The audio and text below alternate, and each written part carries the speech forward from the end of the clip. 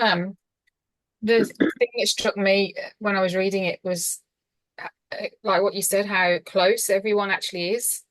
Like we think it's only in the last so many years that we've traveled the world and that the world's become smaller, but that made me realize how small and how connected we were before airplanes and all that kind of thing, that we were even I was reading a little bit about the Phoenicians and I think it means redhead, is it?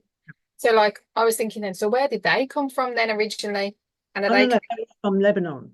But yeah, you see, what I'm very aware of is that I have some clients from Lebanon, hmm, and I was sitting opposite the person concerned, and she said, I'm from Lebanon. I go, that's the land of the Phoenicians. And she'll go, you know that? As if nothing historically has been allowed to us at the so-called Occidental West hmm, that relates to the people who do know about their own historicity. So we're left in the dark, very hmm. definitely. And how many people do you know about the Nabateans? No, well, I didn't know about them till you. Never. Yeah. Well, and the fact that the last of the Nabateans were driven away from Petra Hmm. only in the last 50 years because they wanted the government of Jordan wanted Petra to be an historic site or a heritage site, so it had to get rid of the last of the people, which means that most of the people were erased. What happened to the thousands of people that made up that particularly strong culture? What does the dance of the seven veils actually mean? It means a lot more than what people think it does. When people talk about their head, for example, of John the Baptist that Salome asked for on a platter, she's talking about sex because the head in biblical terms is a penis. So this lack of ability to be given the whole picture as a student of mysticism is it's like cracking open and cracking open and cracking open that whole process of Russian dolls where you, or even walk in a maze where you're attempting to get to the center. But the only way to do that is to gather enough research and then not to join the dots, but to have it valid, which is what Magdalene's about. And Magdalene, but within the bibliography, you'd see Mary Starbird's work, and her work was the woman with the alabaster jar.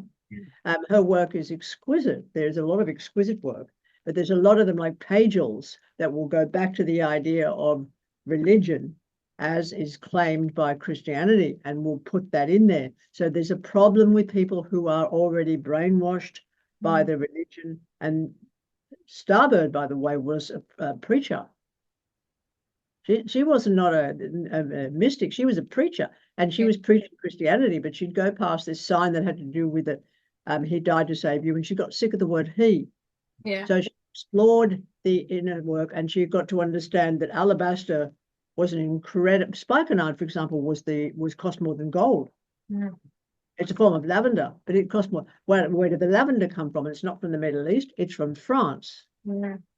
Connections with the fleur de lis. Where does all this come together? It's quite obvious when you go into the research. So what she's done is to recognize the intense wealth that would have been associated with these people. These were not poor people. The Hmm. other thing that she's aware of also is that the word Christ is a Greek word for Christ. It comes from the Greek Christos, which comes from the word to anoint. The word Messiah was associated with the word Mesa, which is an Egyptian word, the fat of the monitor lizard that was used to anoint a pharaoh to godhood.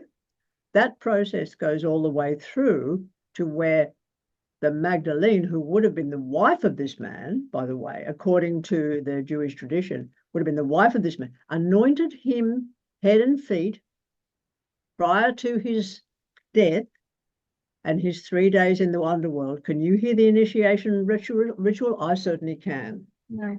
Yeah, I And the wanted fact to that he talk a was bit more found about by three women after. This is really, really important. So you've got the tripartite concept of feminine deity in there as well. Yeah. yeah, I wanted you to talk a bit more about that because the whole anointing thing, what's going on there? Like what can you just talk about it a bit more? Because I don't know any of this law, so I'm just being really honest with you. But it's still being used within the Catholic system today with a thing called confirmation. Yeah, yeah, yeah. The When oil a of person is anointed with oil on their forehead, yeah. and that's a proper initiation. So Uh-huh. you then become whatever name you've chosen for that. And it's all the way through that anointing with oil goes all the way through back to the idea of the fat of the crocodile. That's the earliest we find that information. Then that's particularly associated with anointing. Okay. But even the Greco, I mean, people try it as Jesus Christ. That's Yeshua, Yod He Shin Vav He, which is Yahweh, Yod He Vav He, with a shin in the middle. So that talks about the difference in the lettering. And if you get into the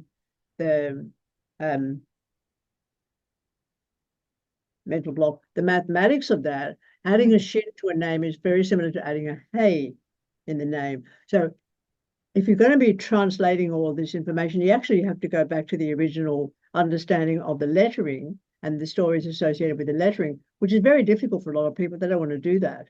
But anybody proclaiming any kind of religiosity probably should know what they're talking about, and they don't. Carlos Suarez, for example, in his was dead a rabbi who wrote The Return of Reb Yeshua, and that was associated with the numbers, the sacred numbers connected to Kabbalah, and what happens when you add a letter into the sentence. For example, the Torah, the early Pentateuch, had no full stops, no punctuation whatsoever. So discussions of what a thing actually meant still going on. The Council of Nicaea in the early part of Christianity picked and chose the different books that they would put together to form a book, which is all the word Bible means. And they made a lot of mistakes. Going back into Joseph Campbell's work, he looks at the idea of anointing, or even the preparation of a body for burial. The processes, they almost invariably in the Middle East go back to Egypt or Kemet, and the anointing or even the preparation of a pharaoh for binding and putting in a sarcophagus, preparation of removing the internal organs, putting them in canopic jars and keeping them sort of safe. But the other thing is that most of this recounting does come through Western scholarship, and Western scholarship to seriously has been all the way through the Middle Ages recounted by monks.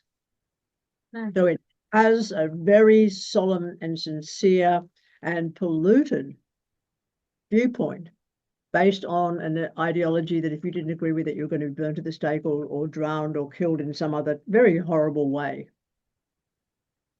That probably doesn't answer your question about anointing, but it's too mixed up with so many other concepts of death and rebirth. But initiation always takes the place of death.